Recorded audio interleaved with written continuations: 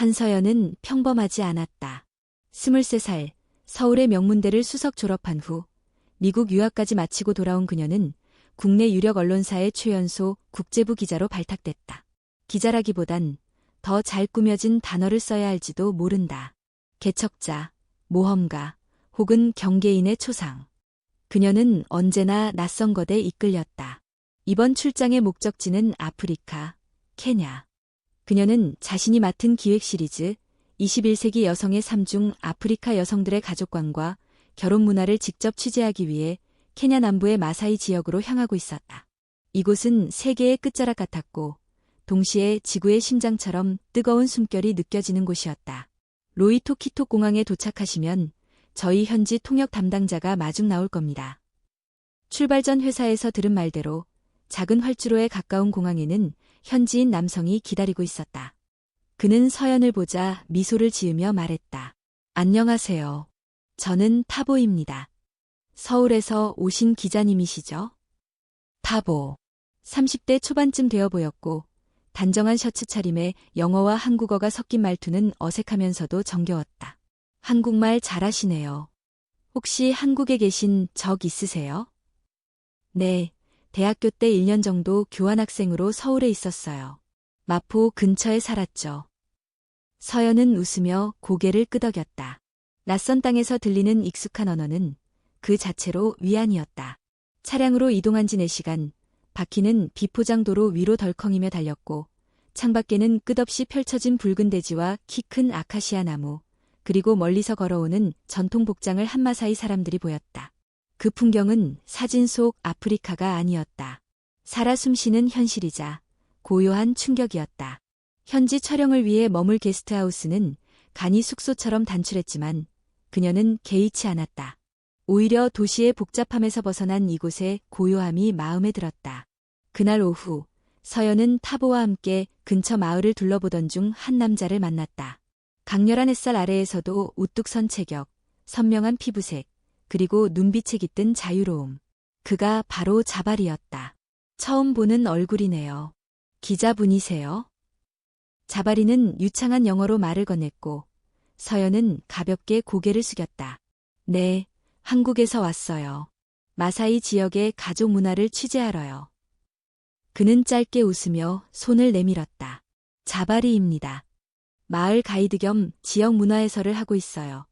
필요하시면 도와드릴게요. 타보와 자바리는 오래된 친구처럼 보였다. 성격은 정반대였다. 타보는 조용하고 관찰에 능했으며 말보다 행동이 앞서는 사람 같았다. 반면 자바리는 자신감 넘치고 농담도 잘하며 사람들과 금방 친해지는 타입이었다. 그날 밤 서연은 작은 노트북 앞에 앉아 있었다. 창밖에선 귀뚜라미 울음소리와 간간이 들리는 북소리가 어우러졌고 그녀의 머릿속은 복잡했다. 왜 이곳에 와 있는 거지? 일처럼 시작했지만 이곳의 풍경과 사람들은 생각보다 더 깊게 마음을 흔들고 있었다. 특히 타보와 자바리. 너무나 다른 두 남자였지만 이상하게도 둘 다 그녀를 안심하게 만들었다. 다음 날부터 본격적인 취재가 시작되었다. 서연은 마을 여성들을 인터뷰하고 아이들과 놀고 전통시장을 구경하며 촬영을 이어갔다. 자바리는 적극적으로 촬영 장소를 추천했고 타보는 통역과 문화적 맥락을 상세히 설명해 주었다. 서로 다른 방식이었지만 두 사람 모두 서연의 일을 진심으로 도왔다. 그리고 그 사이 작고 조용한 시선들이 오갔다.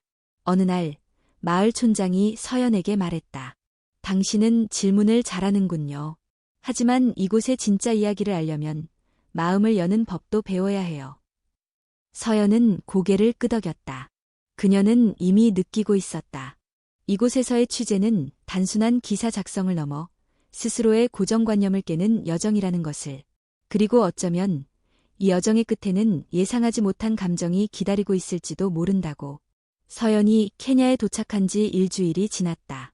카메라는 하루하루 아프리카의 풍경을 담았고 노트북엔 그녀가 만난 여성들의 이야기와 관찰 기록이 차곡차곡 쌓여갔다. 그 과정은 예상보다도 더 생생했고 그만큼 복잡했다. 마사이 여성들은 강해요. 남편이 여러 명 있어도 중심은 보통 아내입니다. 타보는 어느 날 인터뷰가 끝난 후 이렇게 말했다. 이곳에서는 가족의 형태가 한 가지만이 아니에요. 누가 누구를 책임지고 어떤 방식으로 사랑하느냐가 중요하지, 외형은 달라도 괜찮다고 보는 편이죠. 서연은 잠시 멈칫했다. 남편이 여러 명이 될 수도 있어요. 타보는 고개를 끄덕였다. 그렇게까지 흔하진 않지만 특정 가족이나 부족에서는 여성의 선택으로 가능한 경우도 있어요. 중요한 건 합의와 존중이죠. 그 말이 머릿속에서 맴돌았다. 기자 이전에 한국 여성으로서 그녀가 받아온 가족 교육과는 너무도 다른 이야기였다. 하지만 낯설기만 하진 않았다. 오히려 이상하리만치 끌렸다. 어느 날 저녁, 세 사람은 마을 축제를 구경하러 갔다. 달빛 아래에서 전통 북소리가 울려 퍼졌고 사람들이 원을 그리며 춤을 추고 노래를 부르고 있었다. 서연은 카메라를 내려놓고 그저 바라보았다. 춤춰요. 자바리가 손을 내밀었다. 지켜보기만 하면 아프리카를 이해 못해요. 몸으로 느껴야죠. 서연은 망설이다가 그 손을 잡았다. 북소리에 맞춰 어설픈 발걸음을 옮겼고 자바리는 그녀를 이끌며 가볍게 회전시켰다. 땀과 웃음이 뒤섞인 밤 그 순간 서연은 한국에서 한 번도 느껴보지 못했던 자유를 맛보았다. 춤이 끝났을 때 타보가 다가와 그녀에게 물을 건넸다. 잘 추시네요. 웃는 모습 보기 좋았어요. 서연은 고개를 돌렸다. 서울에서는 이렇게 마음껏 웃어본 기억이 잘 없어요. 뭔가 계산 없이 웃는 건 오랜만이었네요. 자바리는 장난스럽게 끼어들었다. 그럼 매일 여기서 춤춰요. 내가 매일 웃게 해줄게요. 세 사람은 함께 웃었지만 그 안에는 미묘한 긴장감이 스며들고 있었다. 특히 타보는 조용히 웃으면서도 자바리를 바라보는 눈빛에 무언가 억눌린 감정이 담겨 있었다. 며칠 뒤 인터뷰 촬영을 마친 후 자바리가 서연에게 먼저 고백했다. 서연 씨, 난 당신이 궁금했어요. 처음 봤을 때부터요. 당신은 세련됐고 똑똑하고 그런데 또 따뜻해요. 나 같은 사람은 이런 기분 평생 한번 느낄까 말까해요. 서연은 깜짝 놀랐지만 그의 눈빛이 진심이라는 건 느낄 수 있었다. 자바리 씨. 대답 안 해도 돼요. 그냥 알아만 주세요. 나는 당신과 더 많은 시간을 보내고 싶어요. 그날 밤 서연은 잠을 이루지 못했다. 자바리의 고백이 마음을 흔들었고 동시에 타보의 조용한 배려가 떠올랐다.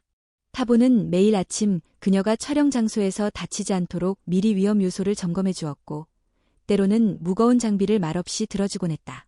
말은 많지 않았지만 그의 행동은 늘 한결같았다. 그 다음 날 타보와 단둘이 현지 시장을 돌던 중 서연이 조심스럽게 물었다. 타보 씨는 사랑에 빠져본 적 있어요? 타보는 잠시 멈춰섰다. 있죠. 아주 오래전에요. 하지만 대부분의 사랑은 감정보다 상황에 지는 경우가 많았어요. 그럼 지금은요? 누군가를 좋아하는 건. 그가 서연을 바라보았다. 지금은 감정보다 더 두려운 게 있죠. 내가 좋아하는 사람이 누군가의 마음도 받고 있다는 걸 알게 되는 것. 그 말에 서연의 숨이 잠시 멎었다. 그녀는 확실히 느낄 수 있었다. 타보 역시 자바리처럼, 아니 어쩌면 그보다 더 조심스럽고 깊게 자신을 좋아하고 있다는 걸. 그리고 그 사실은 그녀를 더 혼란스럽게 만들었다. 서울에선 절대 없었을 감정. 두 남자의 시선 속에서 그녀는 오히려 더 자신답게 살아가고 있다는 사실이 역설처럼 느껴졌다. 그날 밤 서연은 노트북을 열고 처음으로 자신에 대한 글을 쓰기 시작했다. 카메라 뒤에 있는 이야기, 사랑, 혼란, 욕망, 그리고 책임. 그녀는 질문을 던졌다. 사랑은 왜 하나여야만 할까? 내가 동시에 두 사람을 진심으로 좋아하고 있다면 그건 잘못된 일일까? 그 질문은 마치 허공에 뿌려진 씨앗처럼 천천히 그녀의 마음 깊숙한 곳에서 뿌리를 내리기 시작했다. 그리고 그 씨앗은 곧 세 사람의 운명을 뒤흔드는 나무로 자라게 될 것이다. 서연은 혼란스러웠다. 카메라 너머로 세상을 관찰하던 기자의 눈은 이제 두 개의 시선을 마주할 때마다 흔들리고 있었다. 자바리의 직설적인 마음, 타보의 조용한 감정. 그녀는 둘 다 피할 수 없었고 거짓말할 수도 없었다. 하루는 아침부터 비가 내렸다. 케냐의 비는 짧지만 강렬했다. 세 사람은 함께 작은 대나무 지붕 아래서 비를 피하고 있었고 공기는 습하고 조용했다. 자바리는 먼저 말을 꺼냈다. 서울엔 이런 비 없죠? 이렇게 급작스럽게 오는 건 드물어요. 보통은 예보가 있으니까요. 여긴 예보 따윈 없어요. 그냥 오는 거예요. 사랑도 그런 거 아닐까요? 서연은 고개를 돌려 자바리를 바라봤다. 그의 눈동자는 여전히 뜨거웠고 그 속에선 망설임이 보이지 않았다. 자바리는 그녀에게 다가와 물었다. 타보도 서연 씨를 좋아해요. 알고 있었죠? 서연은 대답하지 않았다. 하지만 그 침묵이 모든 걸 말해주고 있었다. 나는 그 사람이 좋은 사람이라는 거 알아요. 조용하고 책임감 있고, 하지만 나는 절대 타보처럼 조용히 뒤에 서 있을 수 없어요. 그 말에 타보가 자리에서 일어섰다.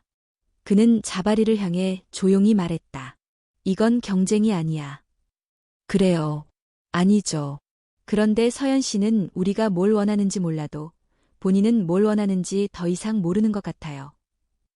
그 순간 서연은 자리에서 일어났다. 그만해요. 지금은 아무 말도 듣고 싶지 않아요. 비는 여전히 내리고 있었고 그녀는 그대로 비를 맞으며 걸어나갔다. 젖은 셔츠가 몸에 달라붙고 머리카락은 물에 젖어 흘러내렸지만 그녀는 신경 쓰지 않았다.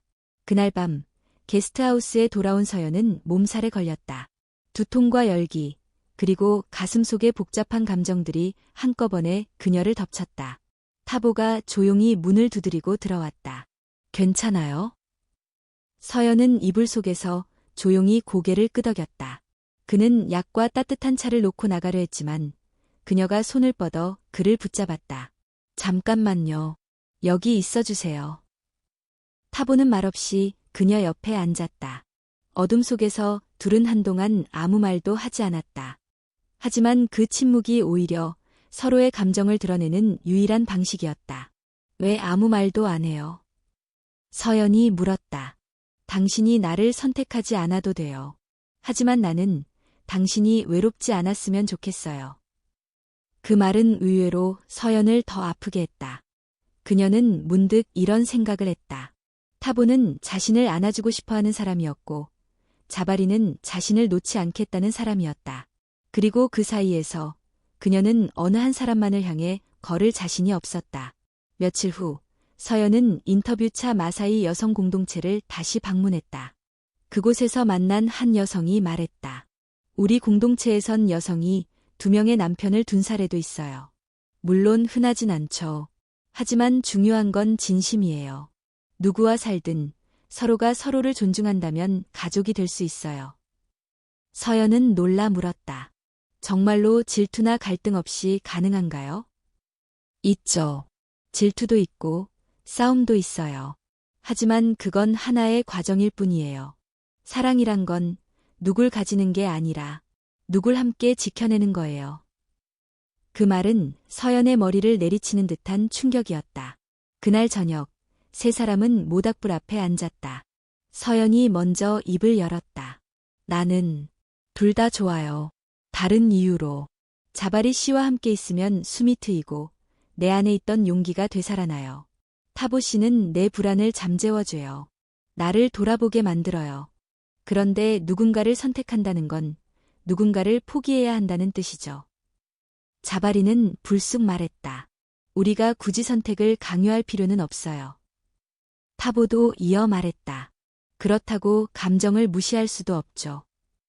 그럼 서연이 조심스럽게 물었다. 만약 우리가 셋이 함께하는 가족이 된다면요? 당신들이 원하지 않으면 말해줘요. 하지만 나는 지금의 감정을 거짓이라 말하고 싶지 않아요. 침묵이 흘렀다. 자바리는 고개를 끄덕였다. 나는 괜찮아요. 당신을 위해서라면. 타보는 잠시 망설였지만 마침내 조용히 말했다. 이게 현실적인 선택일지 모르겠어요. 하지만 당신이 혼자가 아니라면 나도 괜찮아요. 그 밤, 모닥불은 오래도록 꺼지지 않았다. 그 불빛 속에서 세 사람은 가족이라는 단어를 처음으로 함께 떠올렸다. 그리고 그 단어는 이들 앞에 놓인 전혀 새로운 여정의 시작이 되었다. 타보와 자바리, 그리고 서연. 세 사람은 함께라는 단어를 처음 입에 올린 밤 이후 조심스러운 공존을 시작했다. 여전히 마을 사람들의 시선은 낯설고 조심스러웠지만 이들이 진심을 다하고 있다는 건 느껴졌다. 서연은 기사 작성을 잠시 멈췄다. 그녀는 기자 이전에 이제 한 사람의 여성으로, 한 존재로서 더 큰 선택 앞에 서 있었다. 그 선택은 단지 감정의 결정보다도 삶의 방향을 바꾸는 결정이었다.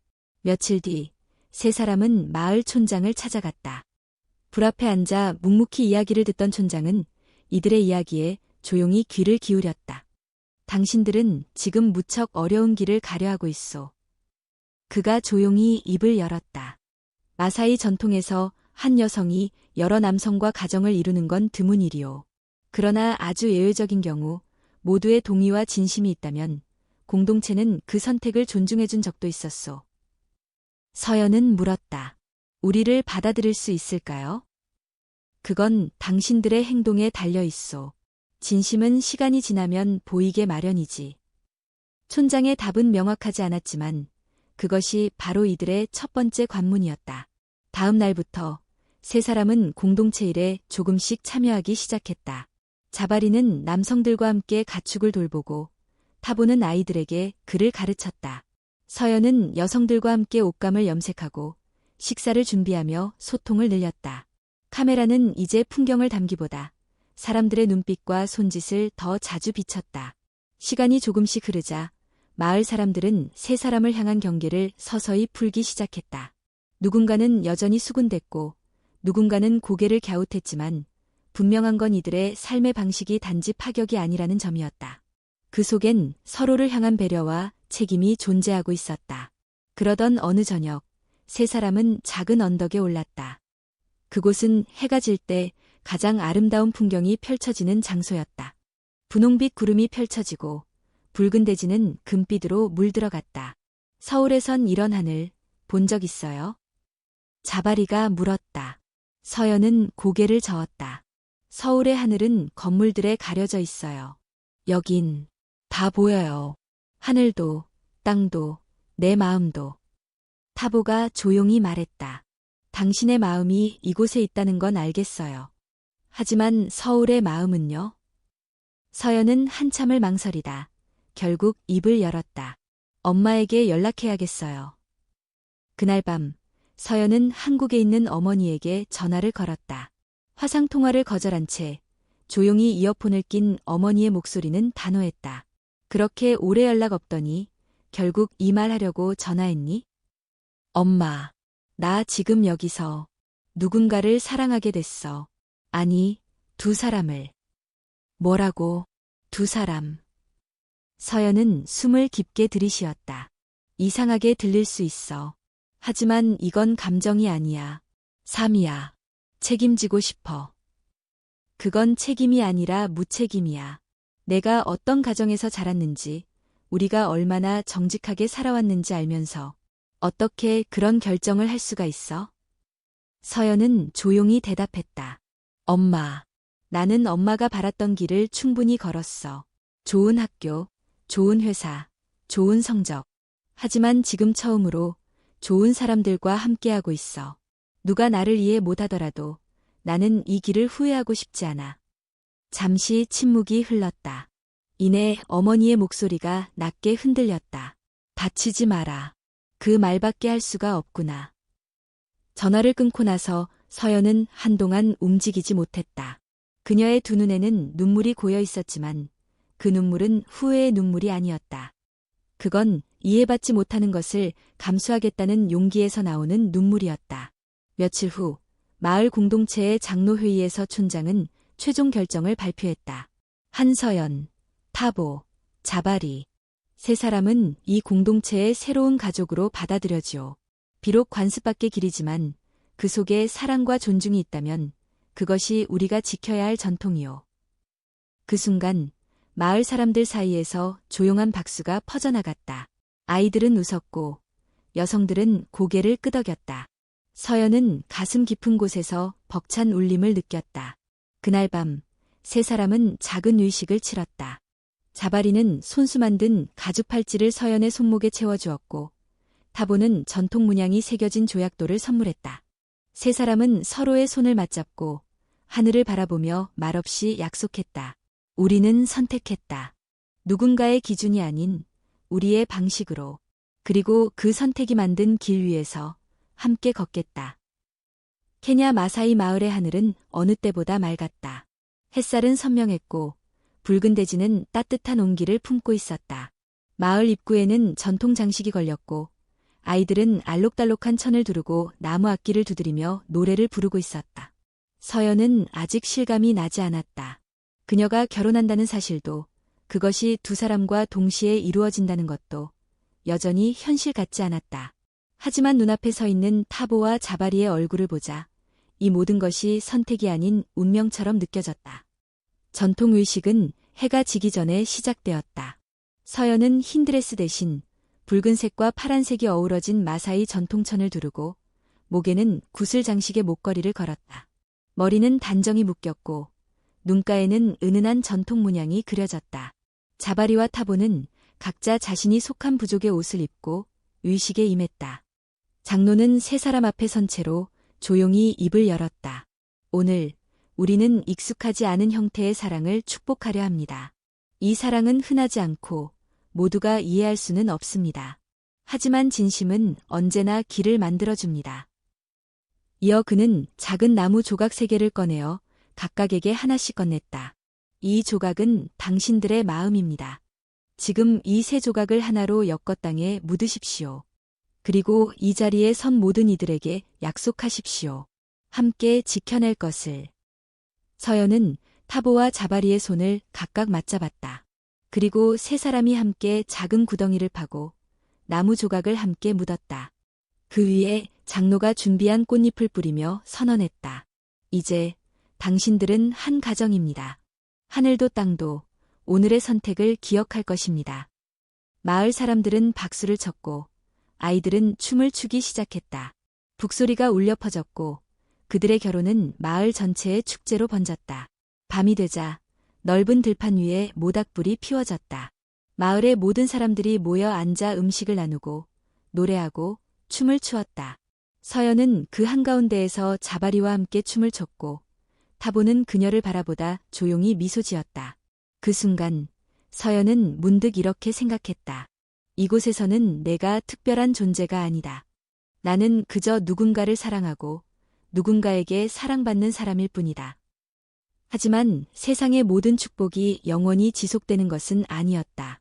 결혼식 다음 날, 서연은 서울에 있는 친구에게서 메시지를 받았다.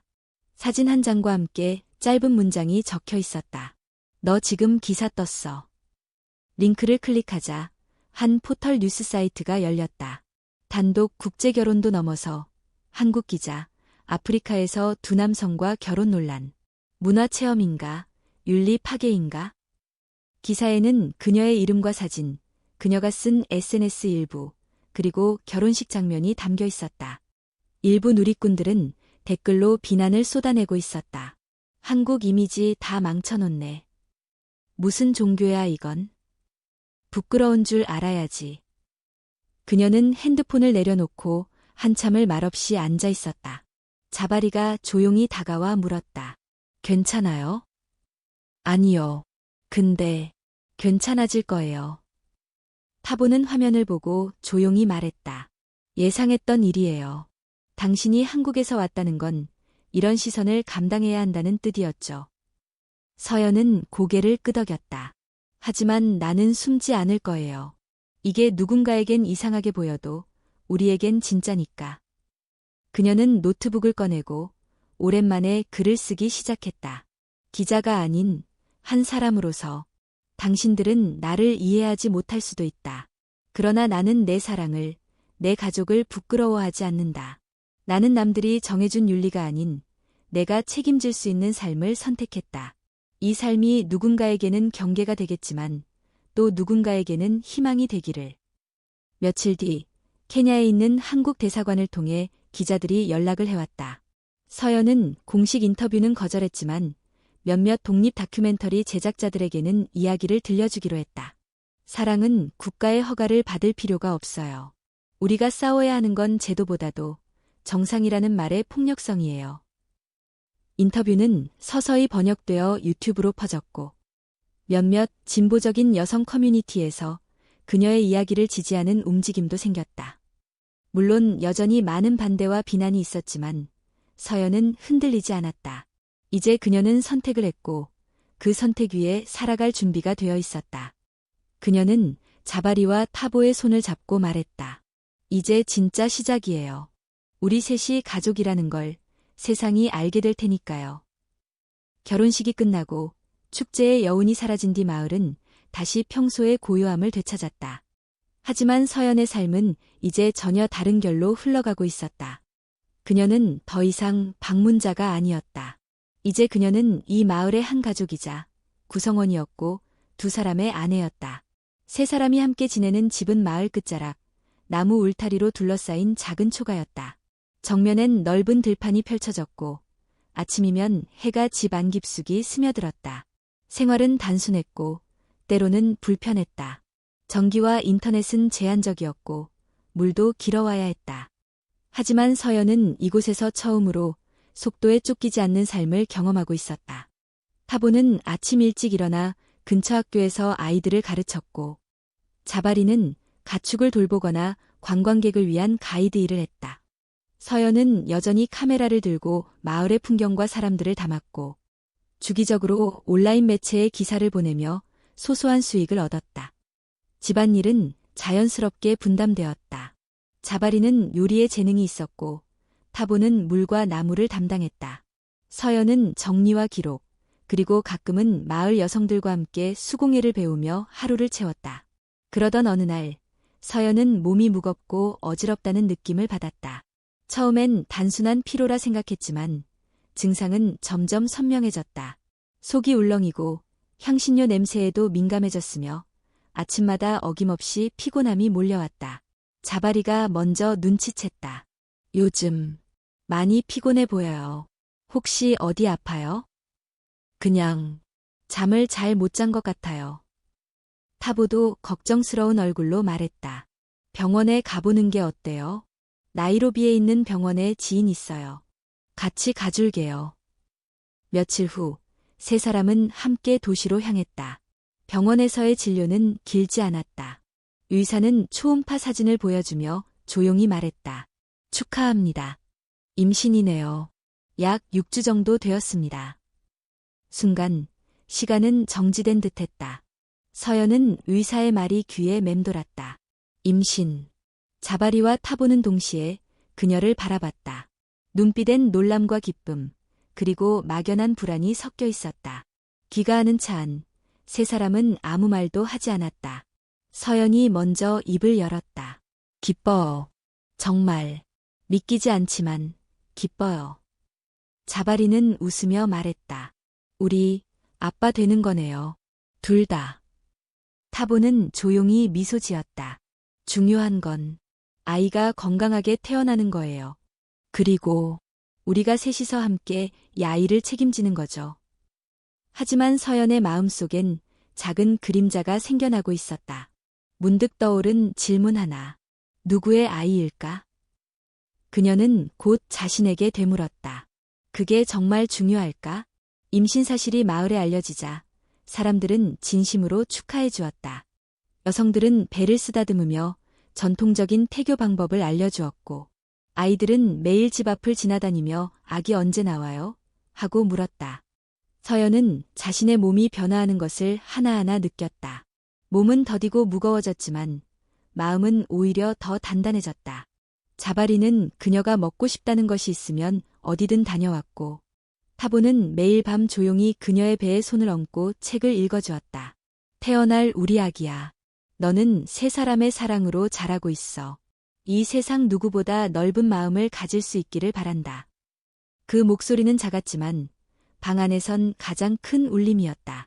하지만 완벽한 평화 속에서도 작은 균열은 생겨나기 마련이었다.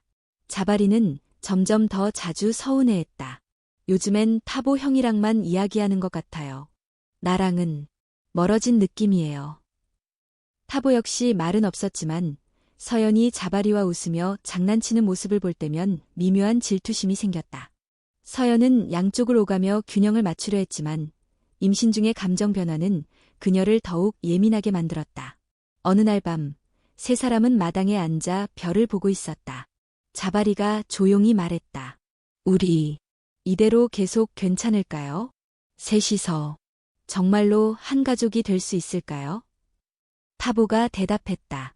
가족이란 문제가 없다는 뜻이 아니야. 문제가 있어도 그걸 함께 풀어나가겠다는 의지야. 서연은 두 사람의 손을 동시에 잡았다. 나도 두려워. 하지만 여기까지 온 우리가 이제 와서 멈추는 게 더 무섭죠. 우린 지금 이미 가족이에요. 그 밤, 세 사람은 서로의 손을 꼭 잡고 있었다. 그 손에는 확신과 불안이 동시에 담겨 있었지만 적어도 놓치지 않겠다는 마음만은 같았다. 그리고 그들 앞에는 아직 이름도 없는 새로운 생명이 다가오고 있었다. 임신 이후 서연의 일상은 이전과는 또 다른 차원으로 흘러갔다. 배는 눈에 띄게 불러왔고 마을 사람들의 관심은 점점 더 따뜻해졌다. 아침이면 여성들이 찾아와 배를 어루만지며 안부를 묻고 아이들은 매일 같이 집 앞에서 아기는 언제 나와요? 라며 웃음꽃을 피웠다. 서연, 자바리, 타보. 세 사람은 분명 가족이 되어가고 있었다. 다툼도 있었고 질투도 있었지만 결국 매번 서로를 이해하려 애쓰는 그들만의 방식으로 관계를 다져갔다. 그러던 어느 날 평화롭던 일상에 균열을 일으키는 그림자가 나타났다. 그날은 장을 보러 간 자바리가 늦도록 돌아오지 않던 날이었다. 해가 뉘엿뉘엿 질 무렵 마당 앞에 자바리의 발자국 소리가 들렸다. 서연이 문을 열었을 때 그의 옆에는 낯선 여인이 서 있었다. 그녀는 긴 치마에 헐렁한 셔츠를 걸친 채 똑바로 서연을 바라보았다. 짙은 눈매, 단호한 입매. 그녀의 이름은 난디였다.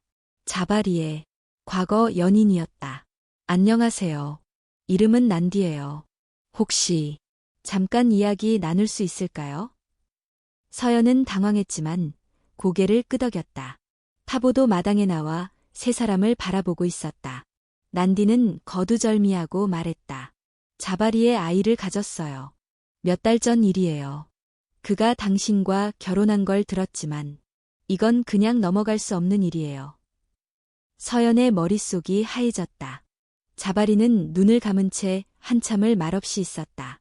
정확히 말하면 결혼 전 일이야. 하지만 내가 말하지 못했던 건 내 책임이야. 타보가 조용히 끼어들었다. 왜 지금 말하는 거죠? 왜 결혼 전에 말하지 않았습니까? 난디의 눈빛은 흔들리지 않았다. 처음엔 말할 용기가 없었어요. 하지만 시간이 지나면서 점점 두려워졌어요. 내 아이가 아버지 없이 자라는 걸 원치 않아요. 서연은 아무 말도 하지 못했다. 속에서 무언가 서서히 무너져 내리는 듯했다. 믿음, 안정감, 그리고 우리 셋이라는 관계의 균형이 흔들리고 있었다. 그날 밤, 세 사람은 각자 다른 방에서 잠을 이루지 못했다. 서연은 배 위에 손을 얹은 채 조용히 눈을 감았다. 아이의 존재는 분명 기적이었다. 하지만 그 기적 속에서 또 다른 생명이 걸려있다는 사실은 감당하기 어려운 현실이었다. 자바리는 새벽녘 서연의 방 앞에 섰다. 그녀는 침대에 앉아 있었다. 미안해요. 정말 변명의 여지가 없어요. 하지만 그때 우리는 확실한 관계가 아니었고 난디와 나는 이미 끝난 줄 알았어요. 그래서 그 아이는 당신의 아이인가요? 자바리는 고개를 끄덕였다. 그럴 가능성이 커요. 서연은 고개를 숙였다. 그럼 당신은 어떻게 할 건가요? 난디와 아이에게. 자바리는 조용히 말했다. 책임져야죠. 아이에겐 죄가 없으니까요. 그 대답은 정답이었다. 그럼에도 불구하고 서연의 가슴엔 날카로운 통증이 남았다. 다음 날 타보는 서연과 따로 마을 뒤편 강가로 그녀를 데려갔다. 그곳은 바람이 잘 통하고 늘 평화로운 풍경이 펼쳐지는 장소였다. 괜찮아요? 타보가 물었다. 서연은 한참을 망설이다가 대답했다. 모르겠어요. 정말 괜찮은 건지. 이런 감정이 처음이라 어떻게 해야 할지 모르겠어요. 타보는 물끄러미 그녀를 바라보다가 말했다. 우리는 3명이었어요. 3명이기 때문에 유지된 균형이 있었죠. 그런데 이제 누군가 밖에서 우리 안으로 들어오려고 하고 있어요. 서연 씨가 결정해야 해요. 이 관계를 어떻게 끌고 갈 건지. 서연은 강물 위를 바라보며 조용히 말했다. 나는 도망치고 싶지 않아요. 그런데 지금은 시간이 좀 필요해요. 며칠 후 난디가 다시 집을 찾아왔다. 이번엔 서연과 단둘이 마당에 마주 앉았다. 당신을 원망하는 건 아니에요. 오히려 부러워요. 당신은 자바리뿐 아니라 타보라는 사람의 사랑까지 받고 있으니까. 서연은 조용히 대답했다. 하지만 그만큼 잃을 수도 있죠.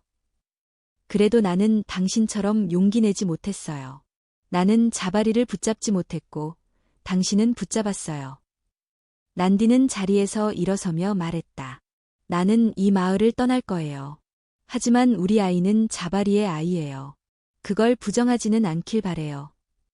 서연은 그 말을 끝으로 아무 말 없이 고개를 숙였다. 그날 밤 자바리와 타보, 서연은 마당에 다시 마주 앉았다. 우리 셋이서 이 상황을 받아들이고 다시 균형을 맞출 수 있을까요? 자바리가 물었다. 타보는 대답했다. 균형은 원래 흔들리는 거야. 다시 맞추기 위해선 시간과 의지가 필요해. 서연은 마지막으로 말했다. 우리 셋이 만든 가족은 누군가에겐 비정상일지 몰라도 우리에겐 진심이었어요. 나는 이 진심을 쉽게 버리고 싶지 않아요. 그리고 그날 밤 그녀는 조용히 혼잣말을 했다. 내 안의 아이가 언젠가 이 모든 이야기를 알게 될 날이 오겠지. 그때도 엄마는 말해줄 수 있어야 해. 사랑은 정답이 아니라 선택이라고. 시간이 흘렀다. 난디는 마을을 떠났고 자바리는 그녀와의 연락을 유지하며 책임을 다하려고 노력했다. 그는 정기적으로 아이의 소식을 들었고 아이가 태어나면 직접 만나러 갈 계획도 세우고 있었다. 서연은 그런 자바리를 이해하려 했었다. 하지만 이해와 용서는 같지 않았다. 이해는 머리로, 용서는 가슴으로 하는 일이었다. 그리고 그 가슴은 아직 충분히 아물지 않았다. 그녀는 밤마다 아이가 태어난 이후의 모습을 상상했다. 자바리의 아이 둘, 자신의 아이, 타보와 자신, 그리고 현실이라는 이름의 질문들. 이 관계는 어디까지 확장될 수 있을까? 어느 날 저녁, 세 사람은 다시 마당에 앉았다. 모닥불이 타오르고 있었고 별들은 조용히 하늘을 수놓고 있었다. 타보가 먼저 입을 열었다. 우리 멈췄다가 다시 걸은 적 있었죠. 이번에도 그렇게 할 수 있을까요? 자바리는 조용히 고개를 끄덕였다. 서연 씨가 원한다면 나는 잠시 떨어져 있을 수도 있어요. 생각을 정리할 시간을 줄게요. 서연은 그 말을 들으며 눈을 감았다. 자바리는 여전히 따뜻한 사람이었고 변명하지 않는 사람이었다. 그것이 오히려 더 아프게 다가왔다. 아니에요. 떨어지지 마요. 지금 필요한 건 거리가 아니라 말이에요. 서연은 깊게 숨을 들이쉬었다. 그리고 처음으로 가슴 깊숙한 감정을 꺼내놓았다. 나는 사실 두려웠어요. 자바리 씨가 나보다 그 아이를 더 중요하게 생각하게 될까봐. 타보 씨와의 관계가 느슨해질까봐. 그리고 내가 이 모든 걸 감당할 수 없을까봐. 타보가 그녀의 손을 조용히 잡았다. 당신은 우리 셋 중에서 가장 용감한 사람이에요. 이 관계를 먼저 인정했고 먼저 붙잡았죠.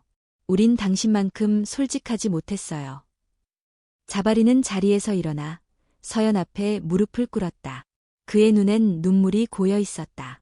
미안해요. 말을 못한 것도, 준비가 안 된 것도, 그리고 지금도 많이 부족한 것도. 하지만 한 가지만은 자신 있게 말할 수 있어요. 나는 지금도 당신을 사랑해요. 그리고 이 아이도 당신과 나 타보 사이에서 자라길 바래요. 그 순간 서연의 눈시울이 붉어졌다.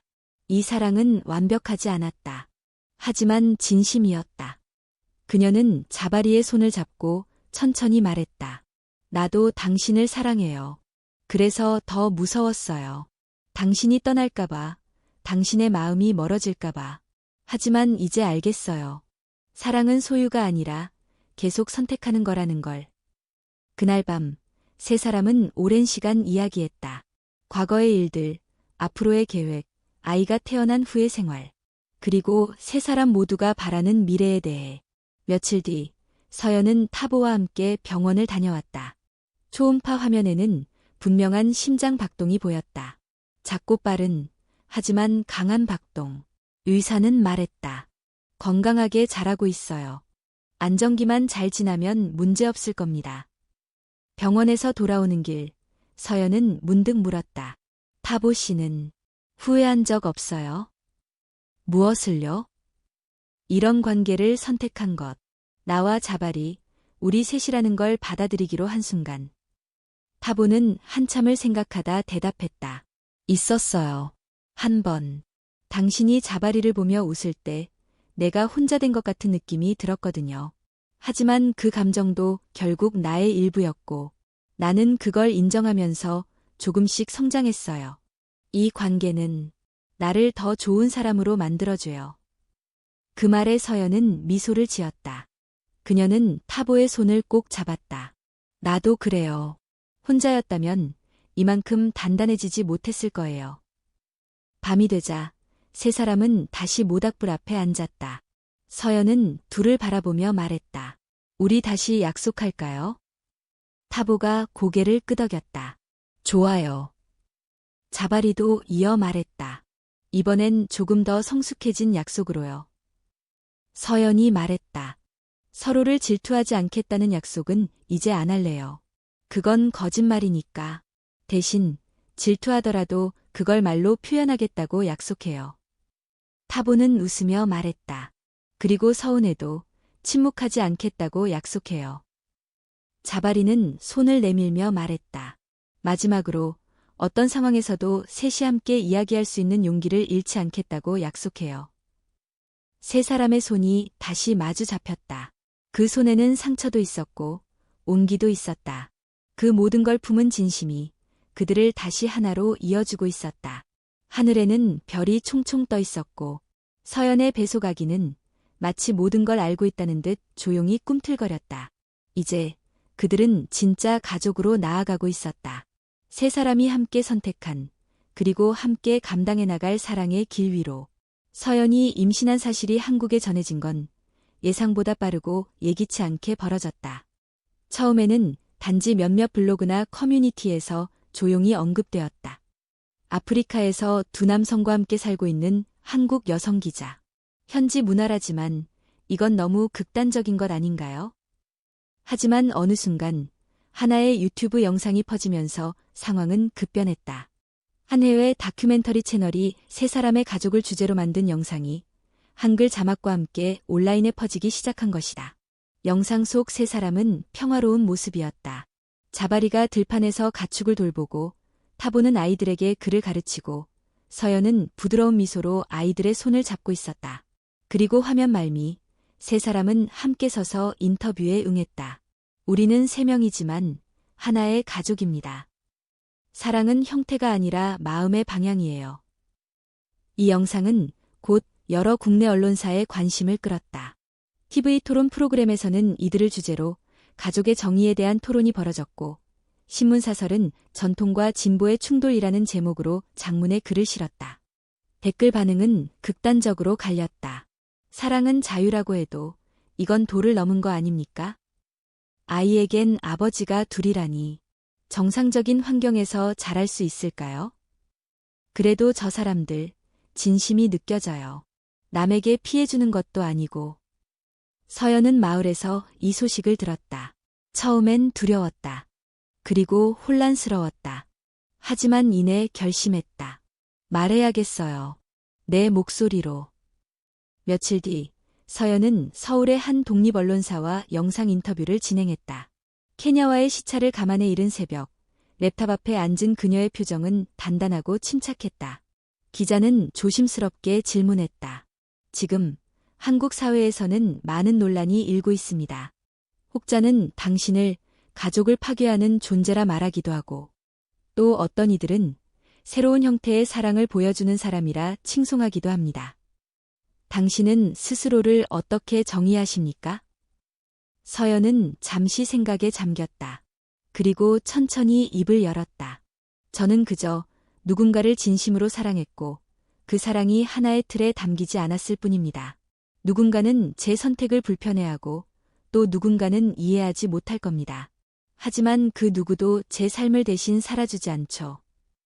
그녀는 이어 말했다.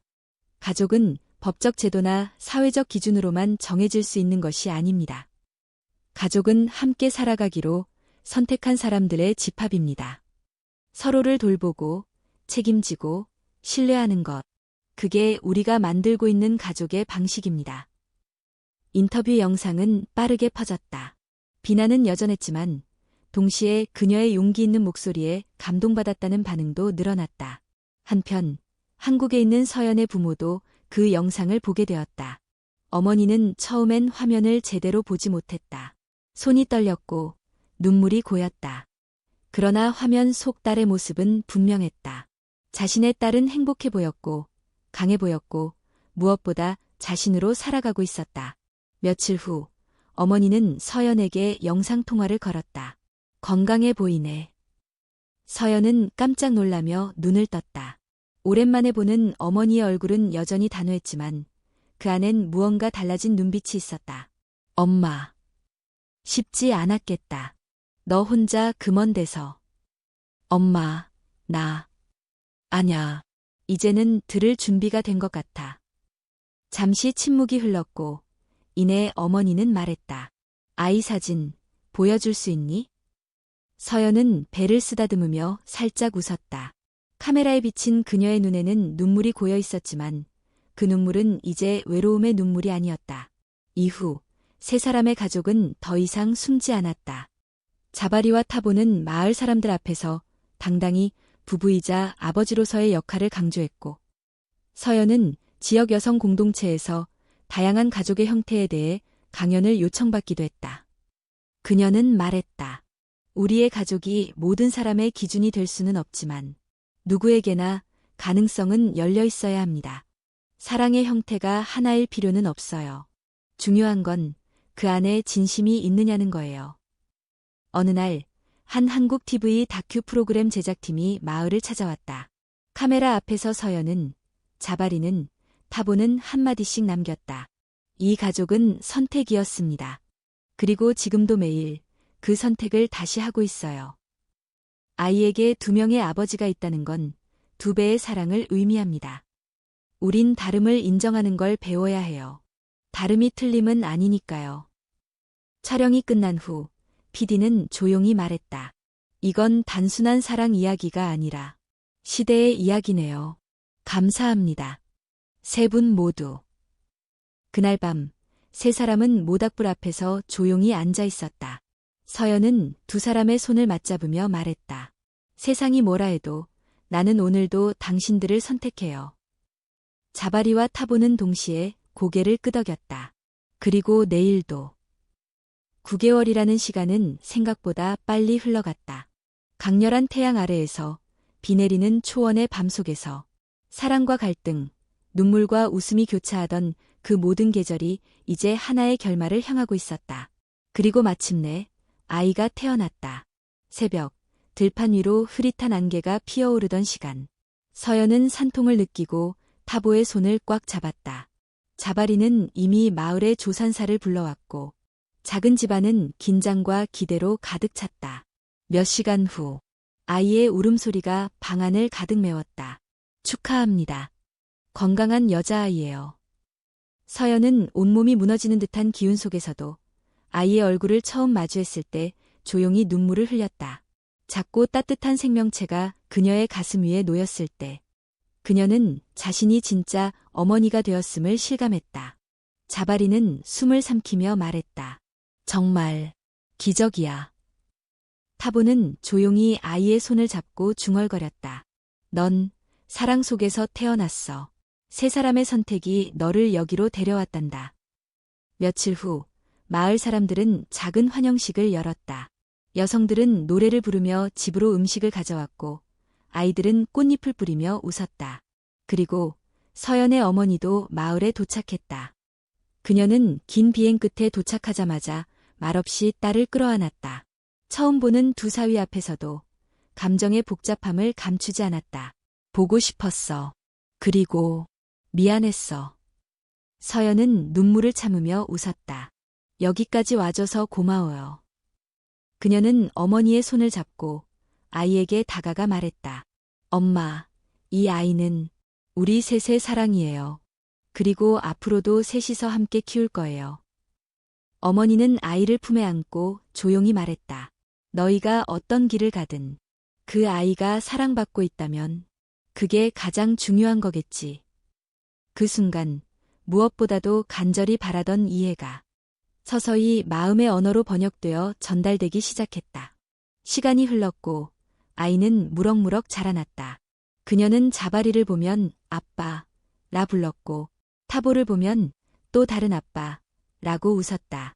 아이의 언어에는 복잡한 설명이 필요 없었다. 그저 느끼는 대로, 사랑하는 대로 표현하는 것. 그것이 그녀의 진실이었다. 서연은 여전히 글을 썼다. 이제는 단순한 기사나 기록이 아닌 한 사람의 삶을 담는 이야기를. 그녀의 첫 책 세계의 심장, 하나의 집은 한국과 해외에서 동시에 출간되어 많은 이들에게 울림을 주었다. 가족이란 무엇인가? 그 질문에 서연은 이렇게 썼다.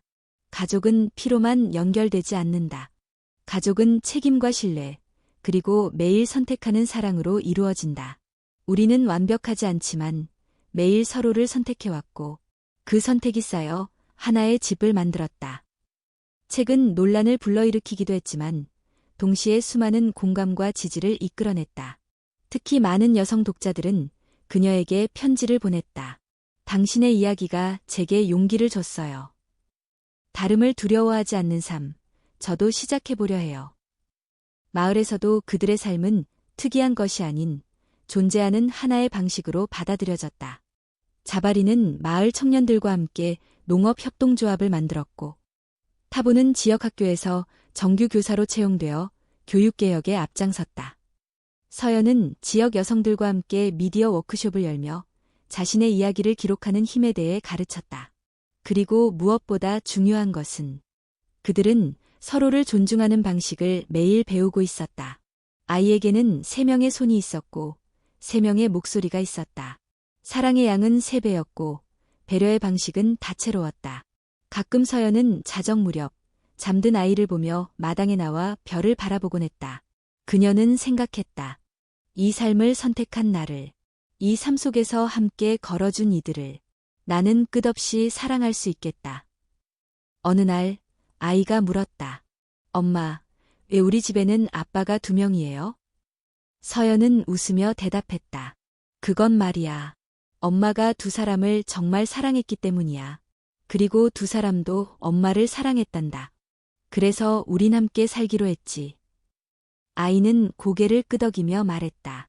그럼 나는 3사람한테 사랑받고 있는 거구나? 그렇지. 그래서 넌 아주 특별한 아이야. 그 대화는 짧았지만 그 안에 담긴 의미는 깊었다. 아이에게 세상은 아직 선입견보다 사랑이 먼저인 곳이었다. 3사람은 여전히 매일 같은 집에서 서로의 차이를 존중하며 살아가고 있다. 가끔은 다투고 때로는 각자의 시간을 갖지만 결국 다시 모여 밥을 먹고 이야기를 나눈다. 어떤 날은 자바리가 웃으며 말한다. 우린 이 관계를 계약서 없이 유지하고 있네. 타보는 대답한다. 그게 진짜 믿음이겠지. 서연은 마지막에 덧붙인다. 그리고 그 믿음이 우리 아이의 집이 되는 거야. 세상의 끝처럼 보였던 이곳에서 그들은 끝이 아닌 새로운 시작을 만든 사람들이었다. 그리고 그 시작은 누군가에게는 이상한 이야기일 수 있었지만 또 다른 누군가에겐 가장 용기 있는 이야기였다.